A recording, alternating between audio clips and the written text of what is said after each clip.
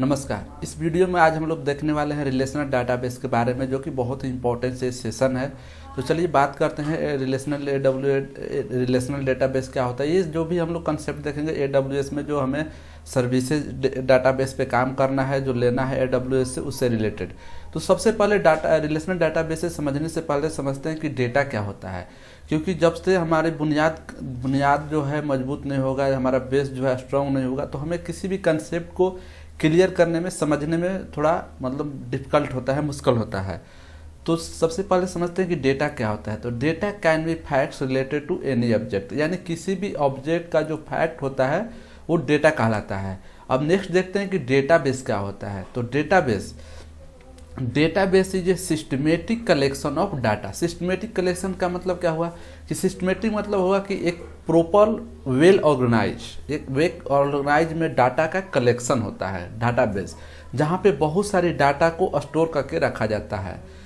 DB database support storage and manipulation of data, यानी कि database जो है डाटा को स्टोर करने का काम करता है, और मैनिपुलेशन मतलब कि उससे जो हमें रिट्राइव करना है, एक्सक्यूशन करना है, प्रोसेस करना है, उस डाटा को किसी समय उसके रीड करना है, राइट करना है, उससे मतलब जो भी उसके जो डाटा के अंदर जो भी काम किया जाता है उसे मैनिपुलेशन कहा जाता है।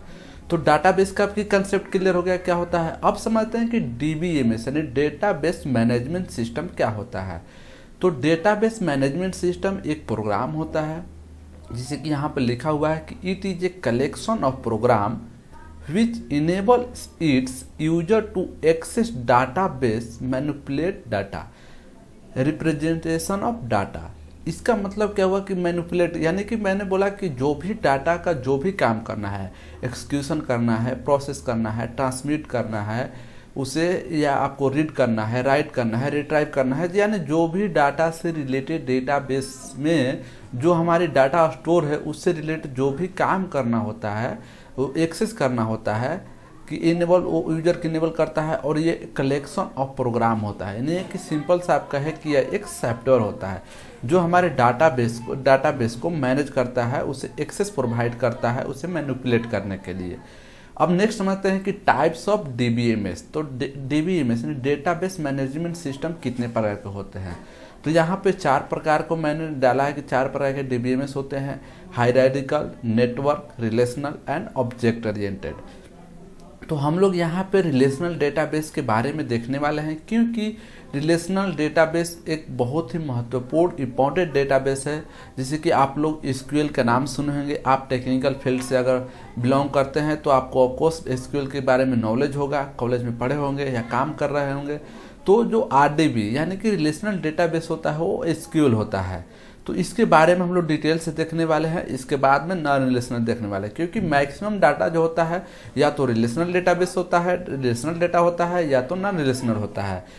तो ये RDB यानी a relational database is a data structure that allows to link information from different table या different types of data packet. तो इसका मतलब क्या हुआ कि जो RDB होता है वो एक दूसरे को लिंक मतलब जोड़ता है, information from the different table, यानी कि अलग अलग टेबल में जब भी डाटा स्टोर रहता है तो उसको जोड़ता है। ये डेटा बकेट आपका नाम यहाँ पे बहुत ज़्यादा सुनने को मिलेगा, जैसे S3 बकेट के नाम से प्रसिद्ध है। तो वहीं पर मतलब एक जगह होता है जहाँ पे हम डाटा को रखते हैं। In this type of database all field must be filled. इसका मतलब क्या हुआ कि इस तरह के डाटाबेस में जो फील्ड्स होते हैं वो सभी यहाँ पे फील्ड होना जरूरी है, यानी कि भरा हुआ होना जरूरी है। जैसे कि यहाँ पे बात करें कि ये टेबल हुआ, टेबल के अंदर में नाम, एज, ब्रांच, रोल नंबर और फ़ोन नंबर है। इससे रिलेटेड अगर हमें डाटा को स्टोर करना है तो यहाँ पे आप देखेंगे कि जो भी इसमें रो और कॉलम में जो भी फील्ड है सभी को भरा गया है, क्योंकि ये इसका क्या है, आप कहे कि इसका एक ये कंडीशन है, मैंडेटरी है, SQL का फंक्शन है, यानी कि इसके लिए ये सभी फील्ड होना जरूरी है। बेस्ट सूटेड फॉर OLTP, यानी कहने का इसका मतलब है कि रिलेशनल डेटाबेस जो है ऑनलाइन ट्रांजैक्शन प्रोसेसिंग के लिए बेस्ट है। जैसे एग्जांपल में MySQL और Oracle, IBM, DB2 etc। तो इस टाइप ये सब एग्जाम्पल है किसके, रिलेशनल डेटाबेस के। इस डायग्राम के इस टेबल के माध्यम से हम लोग समझते हैं कि देखिए जो भी नेम है, एज है, ब्रांच है, रोल नंबर है, फ़ोन नंबर है, इसे हम लोग कहते हैं क्या, एट्रीब्यूट। और जो टपल यानी रो, नेम जो है एक्स वाई जेड, इसे हम लोग बोलते हैं टपल या इसे रो बोलते हैं। जैसे कि एज में है कुछ भी हम फिलअप करेंगे, जैसे 16, 18, 12 इस केस में यहाँ पे रखा हुआ है। ब्रांच यानी CS, रोल नंबर ABCD और फ़ोन नंबर, यानी कि यहाँ पे हर फील्ड को भरना जरूरी होता है। किस टाइप के डेटाबेस में, तो रिलेशनल डेटाबेस में, RDB डेटाबेस में। अब यहाँ पे कुछ इसके फीचर्स है जिसको हम लोग देखते हैं। A row of table is also called record. Record का मतलब क्या होता है कि यानी कि कुछ चीज़ का रिकॉर्ड हमारे पास है। जैसे बोलते हैं ना, स्टूडेंट का सारे रिकॉर्ड हमारे पास है, हमारे क्लास का जो भी रिकॉर्ड है, हमारे क्लास में जितने स्टूडेंट, कितने गर्ल्स है, कितने बॉयज़ है, कितने क्लास 10th के, कितने 11th के, कितने इंजीनियरिंग के हैं, कितने जॉब करने वाले, सारे रिकॉर्ड हमारे पास है। तो इसे आप रिकॉर्ड समझ सकते हैं। ये स्कीमा, स्कीमा का मतलब होता है डिजाइन। सिमर सर समझिए कि डिजाइन यानी कि कोई एक पार्टिकुलर डिजाइन होता है जिसमें हम लोग डाटा को रखते हैं। तो ये schema is use to statically define tables, column, index and relation between the tables, यानी कि एक चीज का एक प्रॉपर डिजाइन होता है। Relational database are usually use in enterprises application. Enterprises application कहने का मतलब है कि बिजनेस फील्ड में, बिजनेस एप्लीकेशन जो होते हैं, जो बिजनेस के लिए जो एप्लीकेशन बनाए जाते हैं, वहाँ पे इस टाइप के डाटाबेस ज़्यादा यूज होते हैं। इन MySQL which use for web application, यानी कि MySQL जो है वेब एप्लीकेशन के लिए ज़्यादा यूज होता है। Commonly application for MySQL including PHP and Java can not scale out horizontally. तो इसका पॉइंट का मतलब क्या है कि इसे हम हॉरिजॉन्टली स्केल आउट नहीं कर सकते। अब यहाँ पे मीनिंग समझते हैं कि स्केल आउट का मतलब क्या हुआ। स्केल आउट का कहने का मतलब है कि scale in and scale out, यहाँ पे दो शब्द आते हैं। यानी कि जो एग्जिस्टिंग सर्वर हमारा है या जो एग्जिस्टिंग डेटाबेस है उसे यहाँ पे नहीं बढ़ाया जा सकता है ऑटोमेटिकली, ये स्केल आउट या मैनुअली कुछ भी कहे, उस डाटाबेस को पहले हमें बंद करना पड़ेगा, फिर वहाँ पे मैनुअली हम लोग बढ़ाएंगे, तो इसके बाद हम डाटा को स्टोर कर सकते हैं। लेकिन जब नो RDB पढ़ेंगे, नो डाटा रिलेशनल डेटाबेस पढ़ते हैं, तो वहाँ पे एग्जिस्टिंग डेटाबेस को भी हम लोग बढ़ा सकते हैं and the running stage, manually और ऑटोमेटिकली दोनों। आज तो कंसेप्ट जो है बहुत ज़्यादा चल रहा है ऑटोमेटिक का, इसलिए यहाँ पे ऑटोमेटिकली मैं भी शब्द का यूज कर रहा हूँ। वर्चुअली और रिलेशनल डेटाबेस है SQL, यानी कि वर्चुअली जो भी डेटाबेस रिलेशनल डेटा होते हैं वो क्या होते हैं, SQL डेटाबेस होते हैं। तो यहाँ पे मतलब कि इस कंसेप्ट को हम लोग क्लियर किए रिलेशनल डेटाबेस को। इसी के साथ हम लोग नॉन रिलेशनल डेटाबेस को भी क्लियर करते हैं ताकि दोनों एक साथ समझने में हमें मतलब कि दोनों को अच्छे से समझ आएगा और उसे समझने में हमें कंसेप्ट जो है अच्छे से क्लियर हो पाएगा। तो नेक्स्ट जो टॉपिक है यहाँ पे है नो रिलेशनल डेटाबेस, यानी कि नो SQL डेटाबेस। तो इसे नो SQL डेटाबेस भी हम लोग बोल सकते हैं। तो चलिए इसको समझते हैं हम लोग डिटेल से। तो no RDB database are store data without a structure. यहाँ पे आप कंपेयर भी समझ सकते हैं। जो अगर आप थोड़ा सा बैक करके इस वीडियो को देखिएगा तो वहाँ पर रिलेशनल डेटाबेस से रिलेटेड जो भी कंसेप्ट है इसमें आएगा, और यहाँ पे है नो RDB। तो आप इसका आप इसे आइडेंटिफाई कर सकते हैं डिफरेंस भी। तो ये क्या होता है, विदाउट स्ट्रक्चर, यानी इसका कोई भी एक स्ट्रक्चर नहीं होता है, कोई भी एक वेल डिफाइंड स्ट्रक्चर नहीं होता है जहाँ पे इस टाइप के डाटाबेस को रखा जाता है। Mechanism to link data from different table to one another, है कि एक टेबल को दूसरे टेबल से इस डाटा को लिंक किया जाता है। It must faster read write compare to RDB। इसके क्योंकि देखिए कोई चीज़ होता है ना कि जहाँ पे अगर प्रॉपर वे से किसी, आप सिंपल सा एग्जांपल में समझ सकते हैं कि एक रूम में कोई प्रॉपर वे से कोई सामान रखा हुआ है तो उस सामान को लेने में थोड़ा टाइम लगता है क्योंकि वो एक दूसरे से कनेक्ट होता है, उस एक दूसरे से रिलेटेड होता है। तो लेकिन यहाँ पे क्या है कि ये बिना स्ट्रक्चर जहाँ मतलब ऐसे जिगजाग पाथ में या कहीं भी आपके डाटा को रखा हुआ है तो उस डाटा को कहीं से भी लेना आसान होता है। तो इसलिए क्या होता है, ये फास्ट होता है। Horizontal scaling is possible. आप देखें कि पिछले कंसेप्ट में बताया RDB में कि वहाँ पे हॉरिजॉन्टली स्केल आउट पॉसिबल नहीं है, लेकिन यहाँ पे हॉरिजॉन्टली स्केलिंग क्या है, पॉसिबल है। Auto scaling is no SQL। यहाँ पे ऑटो स्केलिंग कंसेप्ट है। ऑटो स्केलिंग करने का मतलब है कि automatic scale on scale out हो जाए, यानी कि ऑटोमेटिक हमारे डाटाबेस को हम बढ़ा एवं घटा सकते हैं। इसका इस कंसेप्ट का मतलब ये होता है best suited for online analytical processing. वहाँ पे क्या था, best suited for online transaction processes, यहाँ पे best suited for the online analytical processing. अभी यहाँ पे एग्जांपल देखते हैं, वहाँ पे एग्जांपल हम लोग देखे थे, तो एग्जांपल क्या था, MySQL था, Oracle था और IBM डेटाबेस 2 था। अब यहाँ पे एग्जांपल 1 MongoDB, कैसेंड्रा, DynamoDB, पोस्टग्रे, ये सब एग्जाम्पल है किसका, NoRDB के। तो हम लोग जो पढ़ने वाले हैं MongoDB के बारे में डिटेल से पढ़ने वाले हैं, क्योंकि AWS जो है MongoDB डेटाबेस प्रोवाइड करता है, जो कि बहुत ही इंपॉर्टेंट है, कंसेप्ट है, और हर इंटरव्यू में पूछा जाता है। अगर आप डेटाबेस में काम करने जा रहे हैं तो भी MongoDB के बारे में पूछा जाता है। तो MongoDB के बारे में हम लोग डिटेल से देखने वाले हैं। अब यहाँ पे देखने वाले हैं टाइप्स ऑफ NoRDB। तो पहला है कॉलमर DB, डॉक्यूमेंट DB, की value DB, graph based DB। तो सबसे पहले समझते हैं कि यानी कि कॉलम के फॉर्म में जो हमारे डाटा को स्टोर कर सकता है। जैसे एक टेबल में रो और कॉलम होता है, तो कॉलम में जो भी डाटा को स्टोर किया जाता है उसे कॉलमर डाटाबेस बोलते हैं। जैसे columnar database is a DBMS that store data in columns instead of row. इससे कहने का मतलब यही है कि डाटा जो है कॉलम्स के फॉर्म में स्टोर होता है। In columnar database all the column one volume are physically together followed by the all the column value two, यानी कि वो फिजिकली जो होता है वो एक दूसरे को फॉलो करता है।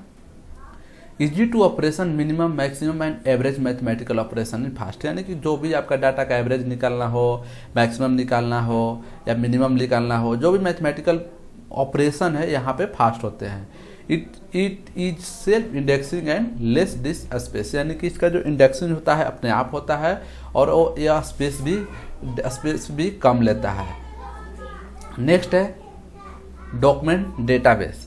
डॉक्यूमेंट डेटाबेस क्या होता है, तो डॉक्यूमेंट का मतलब ये नाम ही सजेस्ट कर रहा है कि डॉक्यूमेंट के फॉर्म में होता है। ये भी डाटा बहुत इंपॉर्टेंट होता है। तो यहाँ पे समझते हैं document database make it easier to developer to store and query data in a database by using the same document model format they use in their application code. तो यहाँ पे जो डेवलपर होते हैं ना, वो अपने डाटा को डॉक्यूमेंट फॉर्म में रखने के लिए जो यूज करते हैं वो इसलिए बहुत ही ज़्यादा इंपॉर्टेंस होता है। Document database are efficient for storing the catalogue. Catalogue कौन कहने का मतलब क्या है, ये एक इंपॉर्टेंट कंसेप्ट है। कैटलॉग का मतलब होता है कि उस डाटा से रिलेटेड जितने भी इंफॉर्मेशन है वहाँ पे शो कर देना। जैसे कि जैसे कि आप मूवी में देखते हो कि मूवी, अगर आप कोई मूवी सर्च कर रहे हैं नेटफ्लिक्स पे या अमेजन प्राइम पे या किसी भी ऑनलाइन प्लेटफॉर्म पे, तो उससे रिलेटेड जैसे कि मूवी किसने बनाया, उसका डायरेक्टर कौन है, उसका प्रोड्यूसर कौन है, ये कब रिलीज हुआ, यानी एक कैटलॉग के फॉर्म में एक जगह पे उससे रिलेटेड सारी इन्फॉर्मेशन को वहाँ पे शो कर देता है। तो कैटलॉग का मतलब यही होता है। स्टोर सेमी स्ट्रक्चर, यहाँ पे एक और कंसेप्ट है सेमी स्ट्रक्चर, यानी कि कुछ इसमें जो डाटा होते हैं वेल डिफाइनेड होते हैं, उसको सिस्टमेटिक वे से रखा जाता है, लेकिन ज़्यादा नहीं, इसलिए इसे सेमी स्ट्रक्चर कहा गया है। Data as document typically in JSON, यानी जॉनसन या XML फॉर्मेट में। A document database is a great choice for the content management application such as blogs and video platform. यहाँ पे यही है कि ये इस टाइप के डाटाबेस को ज़्यादातर वीडियो प्लेटफॉर्म या ब्लॉग्स में यूज किया जाता है। जैसे कि एग्जांपल में जॉनसन जावास्क्रिप्ट ओरिएंटेड नोटेशन या XML एक्सटेंसिबल मार्कअप लैंग्वेज। तो ये एग्जांपल था। नेक्स्ट है कि की वैल्यू डेटाबेस, इसको समझते हैं, जहाँ पे हम लोग जब DynamoDB की लेक्चर देखेंगे, DynamoDB के कंसेप्ट को क्लियर करेंगे, तो वहाँ पे की वैल्यू का कंसेप्ट आएगा। तो एक key value database is a sample of database that uses associated array as a fundamental model where each key is associated with one and only one value in the collection. इसका मतलब क्या हुआ, इसका कहने का मतलब कि वो यूनिकली एक मतलब पूरे डाटा में यूनिक होगा, जिसके माध्यम से उस डाटा को रिट्राइव करना, उस डाटा को मतलब कि देखना आसान हो जाए। जैसे एग्जांपल में मैं बताऊं कि अगर आप बैंक में जाते हैं तो बैंक में आपके नाम किसी का सेम हो सकता है, आपका मोबाइल नंबर तो नहीं होगा सेम, आपका डेट ऑफ बर्थ किसी के साथ सेम हो सकता है, आपका एड्रेस हो सकता है, लेकिन जो बैंक में अकाउंट नंबर होता है वो यूनिक होता है। उस बैंक अकाउंट से, उस बैंक के यूनिक अकाउंट से आपको सारे मतलब डिटेल्स पता चलता है कि ये पर्सन मतलब जो है इससे ये डाटा है, इसका मतलब ये अकाउंट है, इसमें इतने पैसे हैं। तो वो एक क्या हुआ, अकाउंट नंबर जो हुआ एक की वैल्यू हुआ, एक की वैल्यू डाटा हुआ जिसके माध्यम से आपको पहचाना जाता है। इट्स अलाउ हॉरिजॉन्टल स्केलिंग, इसमें भी हॉरिजॉन्टल स्केलिंग जो है संभव है।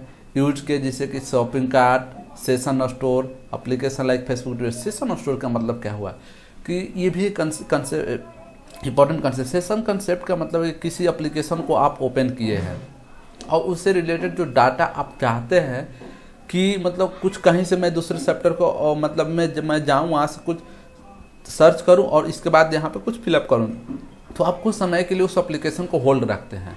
अब फिर अब आते हैं तो जो जहाँ से आप उस एप्लीकेशन को होल्ड रखे हैं वहीं से स्टार्ट होता है। ये कैसे संभव है? तो ये इसके कंसेप्ट आता है सेशन का। जो अगर सेशन जो स्टोर करने का कैपेबिलिटी रखता है, जो फंक्शन प्रोवाइड करता है एप्लीकेशन, जो सेक्टर वो भी प्रोवाइड करता है, लेकिन किसी केस में नहीं होता है। जैसे कि बैंकिंग सेक्टर में कुछ सेक्टर में जाइएगा, आप कुछ डाल रहे हैं तो वहाँ पे सेशन मतलब स्टोर नहीं होता, क्योंकि आपका अगर सेशन स्टोर होता है तो आपको कुछ डाटा को होल्ड कर रखता है। हो सकता है हैकर वहाँ से हैक कर ले, तो इसलिए जो बैंकिंग से रिलेटेड जो ट्रांजेक्शन से प्रोसेस होता है वहाँ पे आपको सेशन होल्ड नहीं होता। जब तक ऑन है तब तक वो आपके सेशन को वहाँ पे स्टेबलाइज करके रखेगा। इसके बाद जैसे मतलब उसको अब दूसरे एप्लीकेशन पे वो फिर से न्यू स्टार्ट हो जाएगा। तो ये सेशन स्टोर का कंसेप्ट था। They improve application performance by storing critical pieces of data in the memory for the low latency access.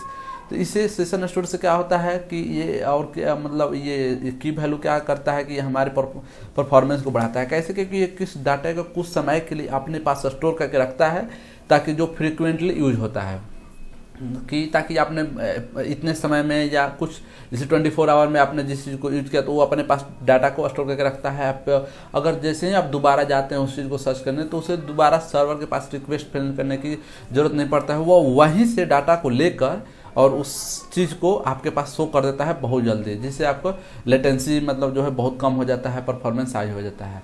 अब इसमें एग्जांपल है डायनेमोडीबी। तो डायनेमोडीबी के बारे में भी हम लोग को डिटेल से पढ़ने वाले हैं। नेक्स्ट है ग्राफिकल बेस्ड डाटाबेस। ग्राफिकल मतलब कि यहाँ पे जो भी डाटा होगा ग्राफिकल के फॉर्म में शो करेगा। यहाँ पे जैसे रिसर्च के फील्ड में या आप कहे कि टेम्परेचर मैप हो, या आप कहे कि वेदर जहाँ पे मैप किया जाता हो कि एक कल वेदर कितना था, परसों वेदर कितना था, पिछले मंथ क्या था, अगले मंथ मतलब कि अगर उस डाटा को देखना है तो वहाँ पे ग्राफिकल के फॉर्म में रिप्रेजेंटेशन रखा रहता है, तो उस डाटा को आप यूज कर सकते हैं। तो एक ग्राफ, यहाँ पे डिफिनेशन देख लेते हैं। एक graph dB basically a collection of nodes and edges. Each node represent an entity and each edge represent a connection या relationship between two nodes। तो यहाँ पे जैसे कि इसका यूज कहाँ होता है? Research field, so data in the form of graph, tabular form, mathematical form. अब एग्जाम्पल पे यहाँ पे ये दिया हुआ है। तो ये दोनों जो मैंने कंसेप्ट क्लियर किया आपको आरडीबी और नो आरडीबी के बारे में, जैसे कि इसमें हम लोग आरडीबी के बारे में देखें, यहाँ पे नो आरडीबी के बारे में देखें। तो आई होप कि आपको समझ में आया होगा ये दोनों कंसेप्ट अच्छे से। और नेक्स्ट हम लोग डायनेमोडीबी के बारे में डिटेल से देखेंगे। तो थैंक यू सो मच।